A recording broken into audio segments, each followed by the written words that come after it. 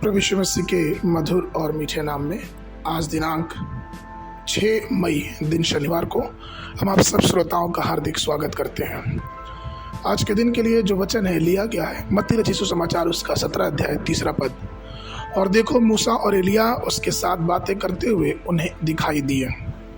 प्रिय और रूपांतरण पर्वत के अनुभव के पुराने और नए नियम के संतों को एक साथ जोड़ा।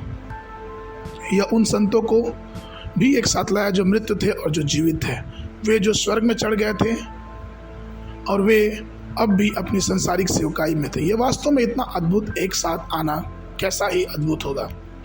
मूसा यीशु मसीह से लगभग 1500 वर्ष पहले था और एलिया यीशु मसीह से लगभग 900 वर्ष पहले था। मूसा प्रभु के नियम और कानून का प्रतीक है और वहीं इसराइल के लोग की अगुवाई करने के लिए सीनै पर्वत पर परमेश्वर की आज्ञाओं की 2 पटरियों के रूप में प्रभु की आज्ञा प्राप्त करने वाला एक महान भविष्यवक्ता था। एलिया भी एक महान भविष्यवक्ता था जो हमेशा परमेश्वर के लिए और उसकी बातों के लिए बड़े उत्साह के साथ खड़ा रहता था। जब हम मूसा के बारे में सोचते हैं तो हमें याद आता है कि यहोवा ने सिय्योन पर्वत पर उससे कैसे बातें की थी, और जब हम एलिया के बारे में सोचते हैं तो हमें यहोवा की बातें याद आती हैं कि किस प्रकार से होरेब पर्वत पर धीमी आवाज़ में परमेश्वर ने उससे बात किया, किस प्रकार से कर्मेल पर्वत पे बाल देवताओं के भविष्यवक्ताओं को चुनौती देकर एलिया ने प्रार्थना करके उस वेदी को बलि को जला दिया। जो लोग सीनै पर्वत पे और कर्मेल पर्वत पे प्रभु के साथ थे, अब वे रूपांतरण के रूप में प्रभु के साथ मिलने आए। उन दिनों में जब मूसा मोआब देश में मर गया और यहोवा ने उसको मिट्टी दी, परंतु एलिया को जीवित स्वर्ग में उठा लिया गया। यह कितना ही अच्छा और महान काम होगा। रूपांतरण के पर्वत पर मूसा के पास कितने प्रकार के शरीर थे? क्या वह पुनरुत्थानी शरीर था? एलिया के शरीर का क्या हुआ? क्या वो रूपांतरित शरीर के साथ दिखाई दिया? लेकिन जो भी हो, जिस क्षण वे दिखाई दिए पतरस ने उन्हें पहचान लिया कि वो एलिया और मूसा है। प्रिय, परमेश्वर ने भी हमारे लिए एक घर बनाया है। हम कलीसिया के लिए एक घर बनाया है जो स्वर्ग में है।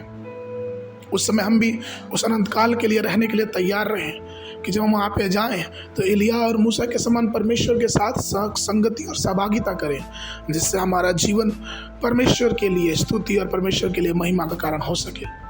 इसलिए अपने मनों में, अपने हृदय में, अपने दिनचर्या में उस महान प्रभु के वादे को याद करें कि परमेश्वर हमारे लिए घर बना रहा है और हम उस घर में रहने के लिए अपने आप को तैयार करें। आज के मनन के लिए इब्रानियों की पुस्तक उसका 12 अध्याय 23 और 24 पद। और लाखों स्वर्गदूतों और उन पहिलौठों की साधारण सभा और कलीसिया जिनके नाम स्वर्ग में लिखे हुए हैं और सबके न्याय परमेश्वर के पास और सिद्ध किए हुए धर्मियों की आत्माएं और नई वाचा के माध्यम से यीशु और छिड़काव के उस लहू के पास आए हो जो हाबिल के लहू से उत्तम बातें करता है। बाइबल अध्ययन के लिए सुबह के समय पहला राजा की पुस्तक उसका 21 और 22 अध्याय, संध्या के समय लूका रचित सुसमाचार उसका 23 अध्याय 26 पद से लेके 56 पद तक। परमेश्वर आप सबको आशीष देवे।